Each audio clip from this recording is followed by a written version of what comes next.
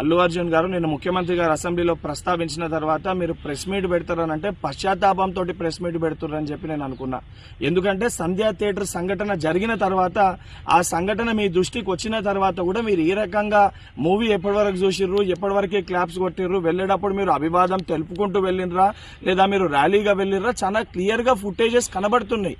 మీరు అవన్నిటినీ పక్కన పెట్టి ఏదో లేను జరగలేదు నా దృష్టికి రాలేదని చెప్పి మీరు మాట్లాడుతున్నారు. సరే, మరుసటి రోజు మీ ఇంటి దగ్గర కూడా మీరు ఇన్సిడెంట్ జరిగిన తర్వాత కూడా పటాకీలు కాల్చుకున్నారు. సరే, ఆ విషయాలన్నింటినీ కూడా మేము ప్రస్తావిస్తలేము అని మీరు మాట్లాడుతూ ఏమని అంటారు, తెలుగుని సత్తా చాటుతున్నాం అని మాట్లాడుతున్నారు. తెలుగుని సత్తా చాటేది ఉంటే మన వలన తెలుసో తెలియకనో ఏదైతే సంబంధించి సంఘటనలో మనుషుల ప్రాణాలు పోయే విధంగా అటువంటి ఒక చర్యలు జరిగినప్పుడు దాన్ని ఏదైతే సంబంధించి సానుభూతితోటి స్పందించి ప్రెస్ మీట్ నిర్వహించి ఆ కుటుంబానికి అండదండగా నిలిచే ప్రయత్నం చేయాలి తప్ప నిన్న ముఖ్యమంత్రి గారు ఏదైతే ఈ ప్రజాప్రభుత్వము ప్రజలకు అండదండగా ఉంటది, ఎవరు తప్పు చేసినా కూడా ఊరుకోము శిక్షిస్తామని చెప్పి ముఖ్యమంత్రి గారు వారి స్థాయిలో తెలంగాణ ప్రజానికానికి ఒక ధైర్యం ఒక భరోసా కల్పిస్తుంటే దాని తర్వాత మీరు ఈ రకంగా ప్రెస్ మీట్ పెట్టడం అనేది ఇది సరికాదు.